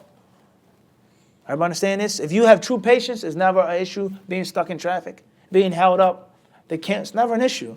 But you're always in a rush and hasty, and it has to be like this, instant gratification. Then you're going to live a miserable life. You're going to live a miserable life if you're never, ever content, you're never pleased, and you're never happy. So it's very important. Seeking knowledge, if you're content with just a basic meal, a basic house, basic car, that saves you time, money, and energy. The store next to you, or the restaurant next to you, you can eat full and tamis. Eat the bread, the chapati type bread, or if you have an extra real, you put cheese in it. Extra real, you put what? Put cheese in it. In Maljubin, you tell them, Tayyib, and you have your food, your galaba, whatever, your adas. If that's sufficient, that saves you 10 minutes, 20 minutes going to get chicken. That saves you half an hour waiting to get laham and ruz. That saves you time going there and waiting there. Everybody understand this? Not saying it's haram to eat meat, it's haram to eat chicken. That's not the point. But it saves you time. And then when you have extra time, la bas. So being sufficient with Allah is giving just a little, it maximizes your ability and your time to study. Everybody understand this? Only Allah knows how many brothers we saw leave Medina and go home because they couldn't live like that. They couldn't live like that. Brothers in Medina, it was a rat in his kitchen. His wife saw the rat. She went crazy, started screaming and hollering. Literally, it's a true story. Next thing you know, the brothers, he's in the Imada, you see him, he's getting his ticket, his visa, he's going back to America. I can't live like this. My wife can't live like this. But the brother who does see the rat and goes crazy, the wife goes crazy. But he says, we're here for what? Because we come here to live and live comfortably. We're here to seek what? Ilm. We come here for a purpose. So malish. Everybody understand this? I'm sacrificing and I'm pleased with what? Just a what? A little. And then you graduate, you go home, Allah gives you whatever He gives you. You have a big, nice, fancy, comfortable place. Alhamdulillah. And you can appreciate it and you can value it. And the dunya is in your hand and never ever where? In your heart. Bathul ilm.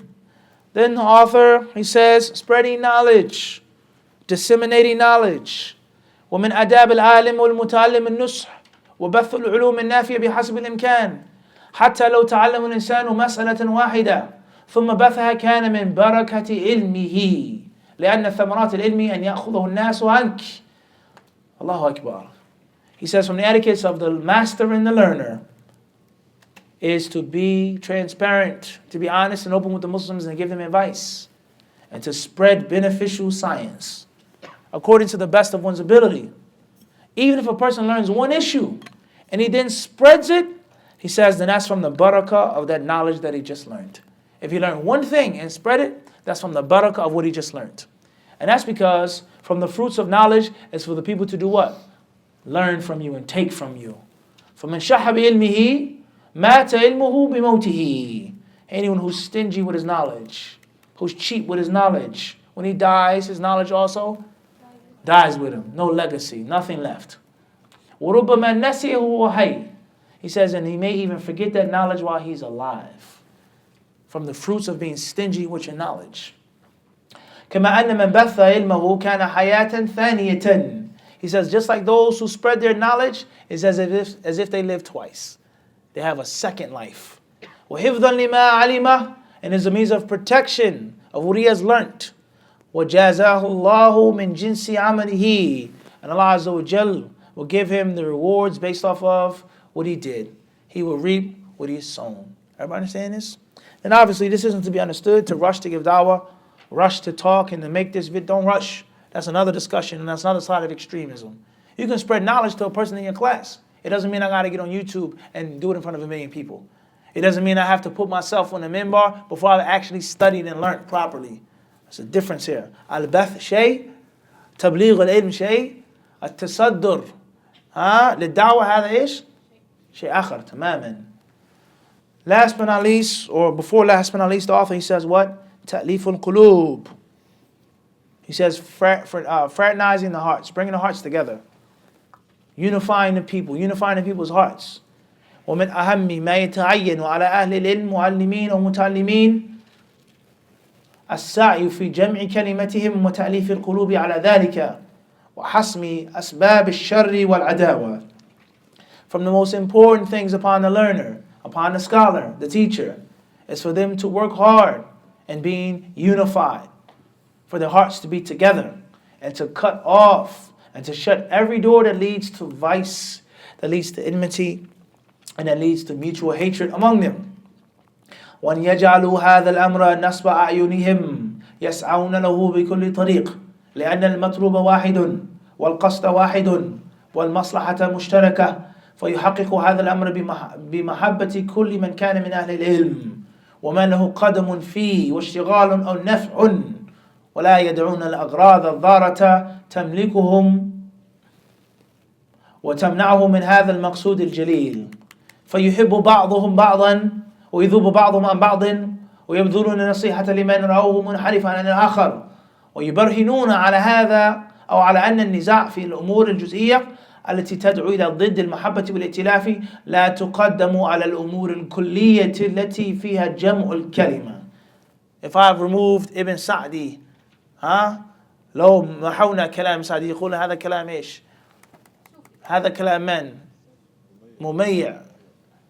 هذا كلام الإخوان يقول هذا الكلام. If we didn't say there was Ibn Sa'di's kalam, they say what? This is a deviant person talking. You can't say that. The first time we came to Canada, you said you can't even say that. You have to say what? Unity upon? Kada, kada, kada. You can't even say this. This is a sad reality that we live in. He says here, for them to make this the most important thing to focus on and to strive any way they know how. For their goal to be one, the objective to be one, and for the benefit to be shared among all of them. And for them, bid'nai ta'ala, to manifest this by loving everyone who's from the people of knowledge. He said what? Everyone from the what? People of knowledge, not just some. Select a group, select a few, 3, 4, and then the rest. No, everyone who's from the what? Ahl al-ilm. And those, he says, man lahu qadam, those who they done services to knowledge. They made tahqiq of books from the 80s, from the 70s. How many books did he write? How many people benefited from this sheikh? Billahi alayk. Kam takharraj. How many people graduated from his chair, learned from him? How many people? He has a qadam, he has a firm foot in ilm and dawah. Someone, he says, washtighalun, he says, and they busy themselves with this. Last but not least, he says, if that's not the case, what? He says, oh, naf'un. At least people what? Benefited from him. And they shouldn't allow these different ulterior motives to control them, to run them. They shouldn't allow their desires to prevent them from this noble goal. He says they are to love each other, protect each other, help each other, and give advice to those who err, those who go away from that which is correct. And they are to prove, listen to the speech right here, they are to do what? They are to prove على أن النزاع في الأمور الجزئية التي تدعو إلى ضد المحبة والائتلاف لا تقدم على الأمور الكلية التي فيها جمع الكلمة. He says the trivial issues, the subsidiary issues, the issues on the side, the branches, which call them to doing other than loving each other, other than sticking with each other, they are not to be put in front of the major core issues, which is the key to their word being one. Listen to the speech. The small things here, in which we differ over and fight over, and cause us not to love each other, not to be with each other, he says they are not to be what? Put in front of the what?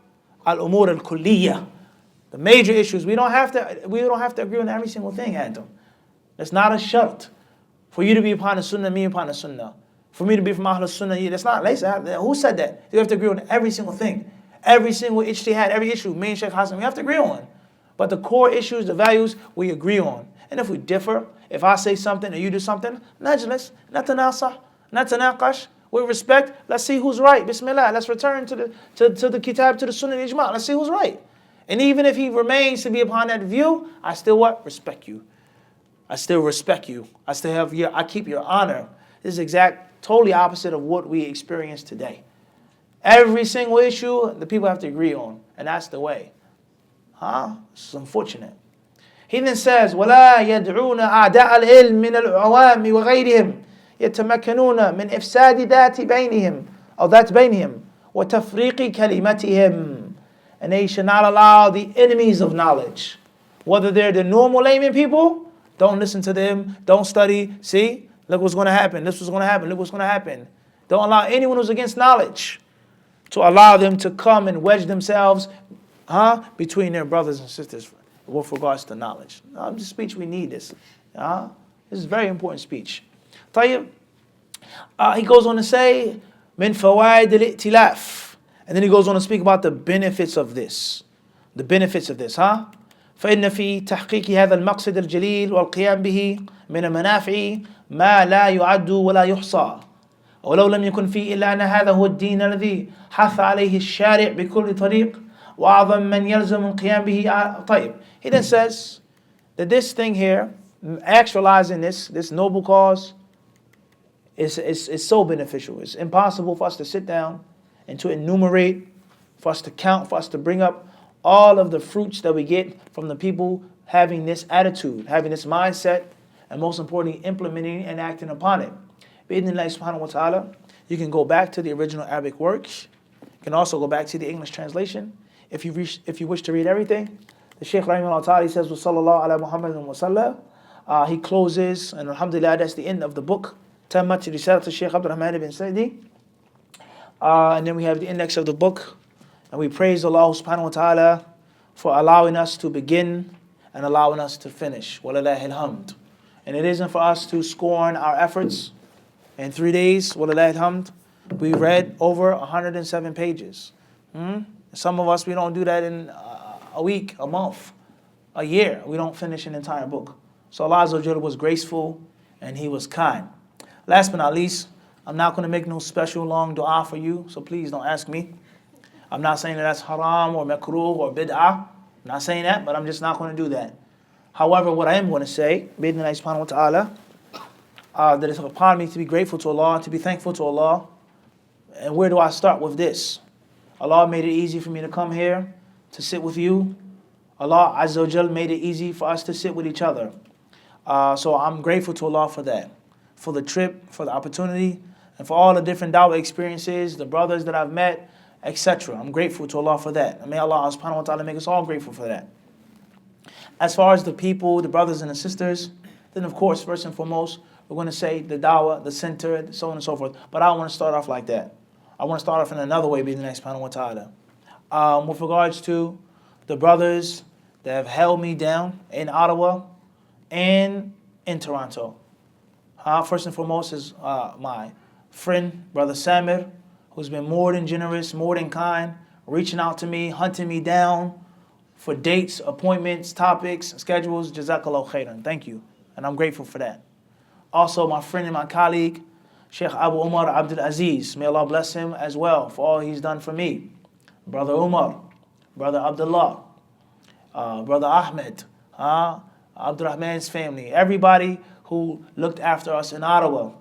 It's a pleasure to meet you, Adam, all of the other brothers as well. It's a pleasure to meet all of you brothers that I met and I studied with and traveled with in Ottawa. May Allah bless you well. Also to the disciples of Ottawa who were eager, who were hungry, who wanted to seek, who wanted to learn, who wanted to have classes, who were generous to us as well. Brother Abdul Hayy, all of the shabab there in Ottawa, Abu Hudayfa, and all of the ikhwan and akhawat there that were kind to us and generous to us, we say to you, thank you. Jazakumullahu khairan wa barakallahu fikum. May Allah bless you and reward you in both worlds. As far as Toronto, then alhamdulillah, first I would like to give a shout out to my personal students, the sisters of what we call the dojo. Okay, Sister Hilal, Sister Fatima, Sister Huda, Sister Maryama, Sister Nasra, Sister Ida, Sister Nistaha.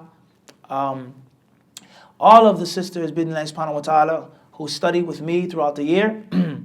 You were more than kind, you were more than generous. You made time, you sacrificed to set up the classes, to set up the meetings, to ask the questions, to participate in class. Jazakumullahu khairan. I appreciate that, and I'm grateful for having you as my students. Also, with regards to the brothers here, my friend, Sheikh Hassan, Abu Bilal, Jazakallahu khairan, for being warm, for being kind, and for being gracious, for inviting me and giving me the opportunity. I'm grateful, and I say this from the bottom of my heart to you. Brother Awali, Hussam, Muhammad Atta, all of the mashayikh, all of the brothers in the video room. My right-hand man on the trip is Brother Mahdi. Jazakallah khairan, it was a pleasure meeting you. It's never been a dull, boring moment with you. You were there for me, you looked after me, you helped me out, and I'm grateful for that.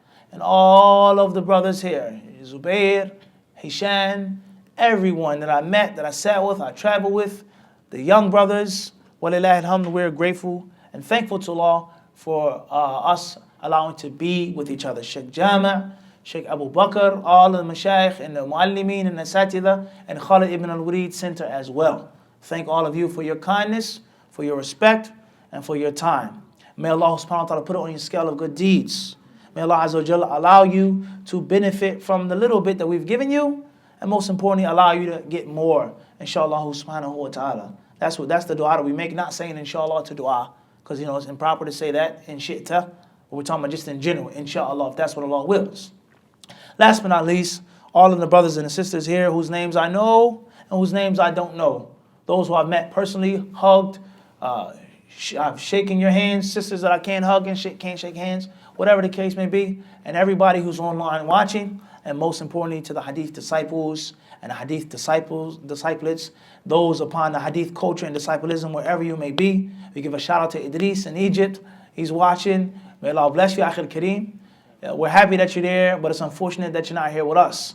And everybody else who watched, who benefited, who learned, we thank all of you. We ask Allah Azza wa Jalla to make it as a means of something which is practical and tangible to benefit in your daily life. If you're a student of knowledge, a scholar, an imam, a layman, basic Muslim, jazakumullahu khairan. وآخر دعوانا أن الحمد لله رب العالمين وسبحان ربك رب العزة عما يصفون وسلام على المرسلين والحمد لله رب العالمين. Before we stop, if there are any questions on the topic or off the topic, now is the time for that. We will not accept any questions from Talabat